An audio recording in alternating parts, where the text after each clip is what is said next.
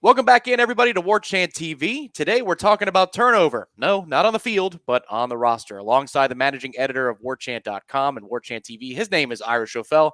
My name is Tom Lang, and we would really appreciate it. You'd all be very swell if you hit the thumbs up button right underneath Ira here on this video. And if you haven't, subscribe to Warchant TV for the best FSU coverage in the business. That's what we bring to you right here at Warchant TV. And today's topic, it's in partnership, in tandem with a piece you can find on Warchant.com right now. I wrote about and reflected on all of FSU's turnover on the roster, specifically through the transfer portal. But Ira, overall for Florida State's roster, you're looking at upwards of 30 new bodies on campus this year, either first introducing themselves during spring camp all the way up through what is to be a packed and loaded fall camp next month in July. But the transfer portal has been something this coaching staff has used a lot of to try and speed up the process of the rebuild. Just talk to me about some of your reflections. And Florida State got one more transfer in the fold this week. Yeah, you just kind of, it feels like they've got to maybe be done. I don't know that they're done. Maybe they're not finished yet in the transfer portal. They have gotten 12 players out of the portal this offseason since the end of last season through, as you said, on Tuesday when Jastin Turnetine, an offensive lineman out of South Carolina who had started 10 games at South Carolina the last two seasons at left tackle, he's now in the fold as well to give FSU now 4 new offensive linemen to go with 4 wide receivers and a partridge and a pear tree. I mean, they have added so many pieces to this team. And as you said, along with, a decent sized high school class, I think it was about 18 or so players of the high school class. It puts them around 30 overall. I think the maximum you can add in a year right now, even with the exemption because of COVID and in the transfer portal and some of the new rules that are in place, is you could get up to maybe 32 players. And so there might be room for maybe one more or 2 more. We'll have to see. But they've really done a good job. I think this staff, has done a good job of transforming this roster again. They brought in a lot of transfers last year as well, but I think this group is probably a better group and kind of maybe gets them closer to where they need to be. Yeah, it's really strange too, Ira, because it almost feels like two different cycles of transfer portal. You had a lot of these kids show up and they were ready to go for spring camp. Like it feels like eons ago that the 4 wide receiver transfers were announced, and Florida State had their round of newcomer interviews in January, and that's a position group of high need. But on the offensive line, it's kind of been spread out over a longer period of time. Caden Lyles and Bless Harris in the fold, Jastin Turnetine is a member now of the Florida State's roster, and he's going to be a tackle, I would think, when this all shakes out. We'll see where on the 2 deep. And then Dimitri Emmanuel. It's just on the offense, it looks like the message has been consistently, we need more. We need more options that, we can plug and play, or at least give us a fighting chance on Saturdays than maybe the defense. And that probably stands to reason, I would think, given the disparity in production and consistency in the last year. Yeah, I think going into spring practice, we were kind of evaluating what they had done in the portal, and you kind of felt like maybe it was still incomplete in some areas because they did, as you said, they made that early splash. They got the 4 wide receivers. They ended up getting Trey Benson, running back out of Oregon. They got Jared Verse at defensive end, Tatum Bethune at linebacker. But they had only got a couple of offensive linemen, as you said, Bless Harris and Caden Lyles. And I remember having this conversation with you and Jeff Cameron and other people on the site. Like, do they think they're done now? Like, was just getting 2 offensive linemen, are they standing pat at that point?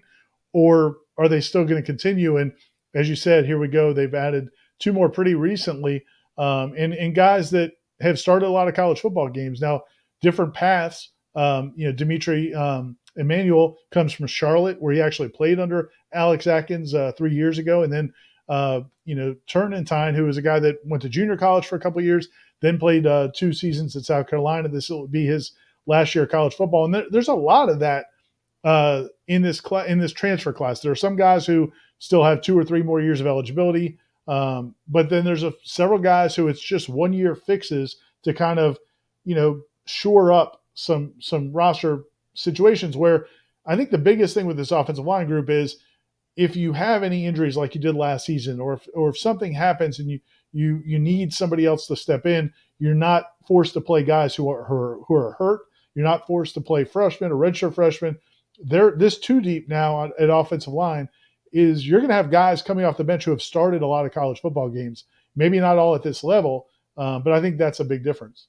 Well, and that's the 2 deep. And what's crazy to me is if you crunch the numbers here and you look at potential starters out of the 12 that are brought in, you're talking about a transfer portal class that could be approaching 10 different starters. I mean, just quickly crunching again those numbers, Irie, because you got several offensive linemen, and it wouldn't be a shock if Caden Lyles was a starter. To me, it wouldn't be a stunner if Bless Harris was a starter. There might be 3 offensive linemen out of that group that start for you on a regular basis. At wide receiver, if Winston Wright's healthy, you may have 2 brand new starters there. What Trey Benson brought to the table in spring camp, he could be a starter at running back. Tatum Bethune, Jared Verse. I mean, it's crazy. And I think it's part and parcel, Ira, to where Florida State is as a program, but where the game is going as well, which is there's almost this extra ladder or extra rung to climb from the day that you get into college to the day you try and go pro. For these kids that didn't make it in a 4-star or 5-star way out of high school into college, now it's almost like they're looking for a Florida State. They're looking for an opportunity like Jermaine Johnson did to up their stock.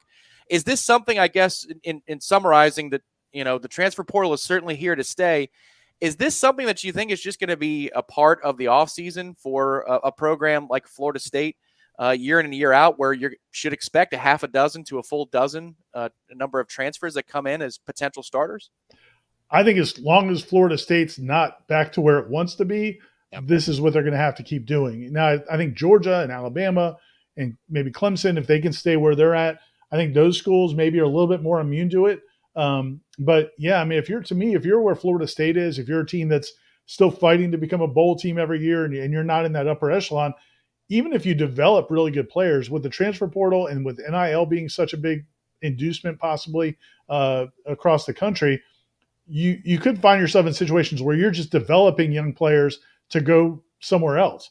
So, I think there's a lot of interest and a lot of benefit to going out and getting guys that have already proven themselves at a Charlotte or at a another school, West Virginia or somewhere else, and bringing them in for that last year or two to kind of give them a big stage like Jermaine Johnson got a year ago. So yeah, I think it's probably where Florida State's going to live for the next couple of years. Ideally, I think you can get to a place where you don't have to live in that world, but they're squarely in it right now. You said they've got to be done, right? That's what you said earlier in this video. So we'll leave with this.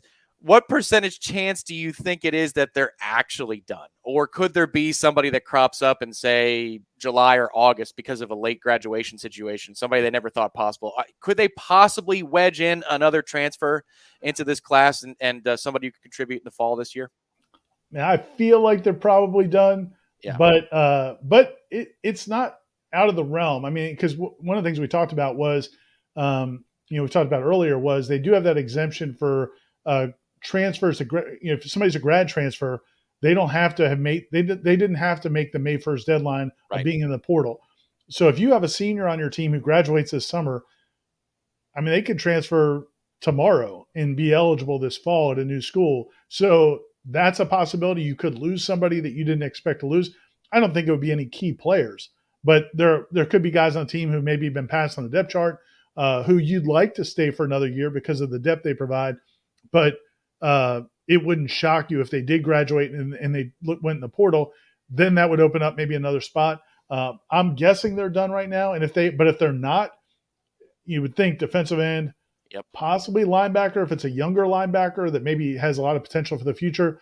But you certainly feel like, even if they don't add anybody else, I think they've really done a really good job. And to the point you made, retaining, Jamie Robinson, Fabian Lovett, Amari Gaynor. There were a lot of guys on the team that Robert Cooper that, you thought, well, they may either jump to the NFL or maybe look for a greener pasture, be a Jermaine Johnson at some other school. And they were able to retain a lot of those guys as well. One last thing I want to mention, in the piece that's on the site, I did break down all the comings and goings. I did not include guys who transferred in the middle of last season, or this is all from the end of last season. So I had a couple of people ask on the message boards about like Chubba Purdy or some guys like that. Those were not included. This is all from the end of last season to where we are today. And it's still a large list. That's the thing. You got to get used to it. I remember years ago, I'll age myself, the NCAA football game had a dynasty situation, and there was one little part of the offseason where it said transfers. And I remember me and my buddies were in a league, and I had 3 dudes leave one year. And I thought, that's not realistic. That doesn't happen. You don't have 3 dudes just up and leave that are underclassmen. Oh, well, maybe it was just clairvoyance. Maybe it knew that the future was coming, that We need transfer portal coverage on top of recruiting coverage and then team coverage. But that's why we're here at Warchant TV. So make sure you like this video and hit subscribe underneath. For the managing editor of Warchant.com, his name's Irish Fell. My name is Tom Lang. We'll talk to you next time. Who knows? Maybe it'll be a transfer portal update. Hit that like button.